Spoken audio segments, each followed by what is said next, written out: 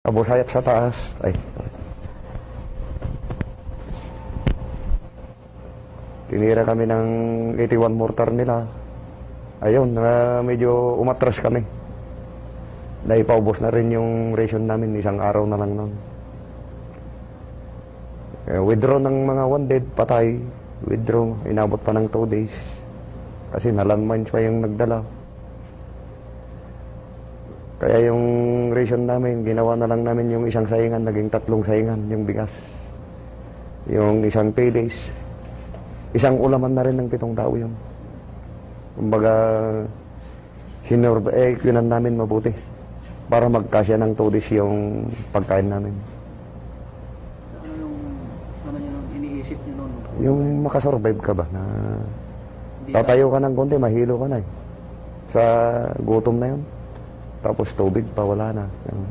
Parang hindi nyo naisip na parang ano na tayo dito baka...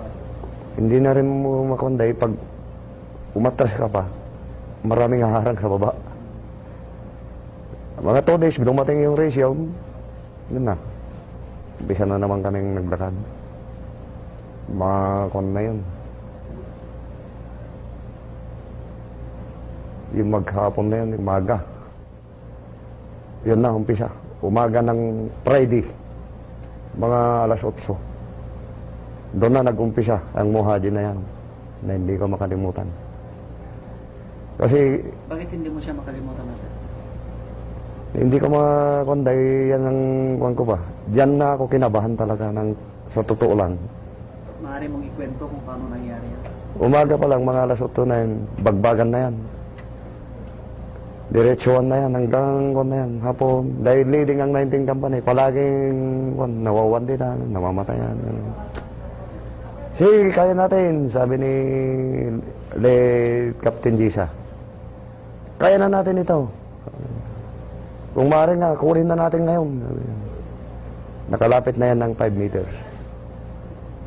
Ang hindi lang kasi nakondyan, yung pagkuman ng pito, sa totoo lang. Si Let Colonel Caldillo, hindi niya alam yung nangyayari sa perimeter, sa harapan. Yung pagkuman ng pito, yan nagkulang. Pwede sana yung kuman na yan kung nakikita mo yung harapan. Yung pagkuman ng pito, depensa lang. Imbis na assault yun, sana.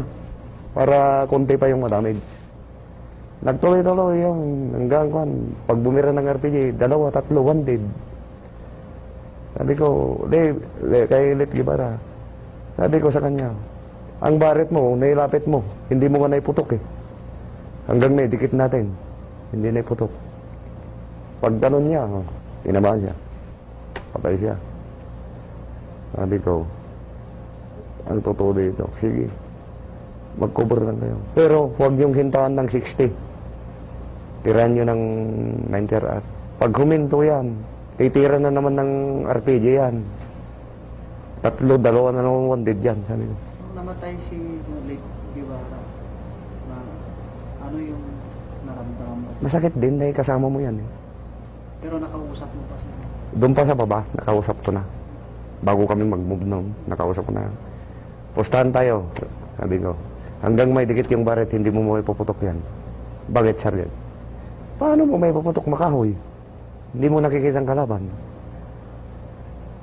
Hanggang may dikit ng 25 meter, hindi na iputok. Sayang lang yung bigat ng dala niya na armas. Hanggang gabi yan, magputukan yan. Palitan ng putok. Walang humpay. Ang wounded, ilagay sa likod. Kunin mo yung baril niya, bala niya. Yun na naman, gamitin mo. Pag may na-wounded, kunin mo na naman yung bala niya. Yan na naman ang gamitin. Hanggang dire-diretso yan. Sabado ng umaga, maghapon, yun na, nag-iisipan na kung anong gagawin. Kasi pagtiyagaan mo na yung magi na nginangatan mo na lang eh. Tapos sabaw ng sardinas yung pinakatubig mo na eh.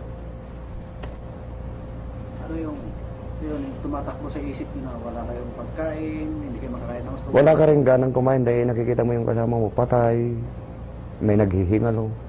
Katulad ni Late Captain Gisa. Kinukutsara nga namin ni Jeronimo yung lalamunan, yung nabubuong dugo dito, para makahinga lang.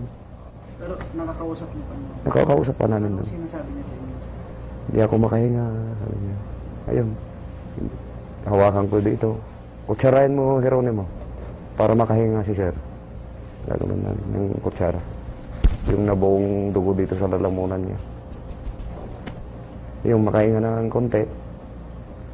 Pagtagal na naman, ayun na naman, sumisigaw na naman siya. Hindi siya ako makahinga. Sabi na naman, kaya mo yan, sir, kaya mo yan. Palagi namin sinasabi ganun. Mga Sabado ng hapon, yun na nag-decide na bawat company may isang team na mag-suicide. Lumapit sa akin si Captain Portuba. Hapon yun eh. Karingkal, sir, buo yung team nyo, no? Yes, sir. Walang sakitan ng loob. Ikuan nyo na lahat, ipunin nyo yung mga granada, ayusin nyo yung mga armas nyo, kayong mag-suicide. Ang tagal bago ako nakasagot. Bago nun ako. Kaya mo ba? Yes, sir. Pagmula nun, di na ako nakakuan. Puro doon lang focus ko sa kalaban. Iniisip ko kung anong oras. Pero pumuputok ako. Iniisip ko kung anong gagawin namin mamaya, madaling araw. Inumpisa namin paggapang. Pagdating ng alas 2, madaling araw. Umpisa na ng gapang yan. Gapang pagong. 25 meters ang gawangin mo abutin kang hanggang alas 5. Sa ingat talaga. Doon ka pa magtaka, yung ginapangan namin, puro may mga nakatanim na landmine, mga bomba ba? Yung mga 81 mortar na may yun, wire. Nagtaka kami, sawa ng Diyos, hindi namin nahagip yun, nasagi. Doon na, nung makasampa na kami, nadikitan yung gwardiya nila sa may post. Pagtira nung kasama namin doon, sigawan na yan. Sa atin ng kampo. Ayun na.